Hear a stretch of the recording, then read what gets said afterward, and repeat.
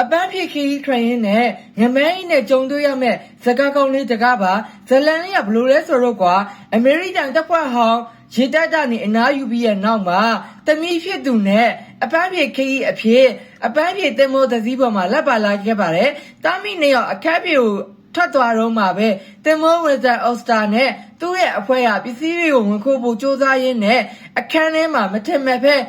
ရုံရဲစားချက်တွေဖြစ်ပါတော့ရဲ့ဒီလိုနဲ့ပစ္စည်းခိုးတာကိုတားဖို့လာတဲ့အိုစတာရဲ့ညီနဲ့အိုစတာနောက်လက်ပါလာတဲ့အပေါင်းအဖာတွေနဲ့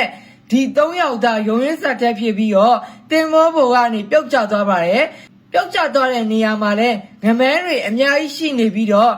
ငမဲတွေကြားထဲမှာဘလို့အသက်ရှင်ရုပ်ခံကြမလဲဆိုတာကိုဆက်လက်ကြည့်ရှုရမှာဖြစ်ပါတယ်ဒီကားလေးကိုကြည့်ချင်တဲ့ဆိုရင်တော့ကျွန်တော်ရဲ့တက်ကာ channel မှာကြည့်လို့ရတယ်လို့ comment မှာ highlight ရုံနဲ့လေးချထားပြပါမယ်အဲ့တော့ကျွန်တော်တက်ကာ channel ကိုတစ်ခါဝင်လိုက်အောင်နဲ့စကား average ကိုဓာတ်ရိုက်ကြည့်ရမှာဖြစ်ပါတယ်အဲ့တော့ပါဆောက်သွားကြည့်လိုက်တော့လေ